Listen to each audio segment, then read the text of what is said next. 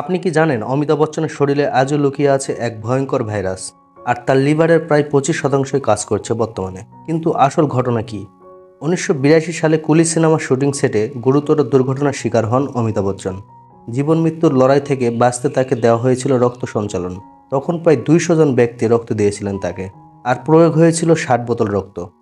কিন্তু দুর্ভাগ্যবশত সেই রক্তদাতাদের মধ্যে একজন ছিলেন হেপাটাইটিস বি ভাইরাস বহনকারী। সেই সময় পরীক্ষায় বিষয়টি ধরা পড়েনি, কিন্তু বহু বছর পর 2005 সালে স্বাস্থ্য পরীক্ষায় জানা যায় অমিতাভ বচ্চন হেপাটাইটিস বি ভাইরাসে আক্রান্ত। এই কারণে তার লিভারের প্রায় 75% ধ্বংস হয়ে গেছে এবং বর্তমানে তিনি মাত্র 25% লিভার নিয়ে বেঁচে আছেন। সাম্প্রতিক গুজব ছড়িয়েছে যে তিনি আইসিইউতে ভর্তি আছে। আসলে এই খবরটি সত্য নয়। তিনি দীর্ঘদিন ধরে এই অসুখ নিয়ন্ত্রণ রেখে স্বাভাবিক জীবনযাপন করছেন এবং নিয়মিত কাজ করছেন। এটাই সত্য ঘটনা, গুজব নয়। জেনে নিন সত্য তথ্য।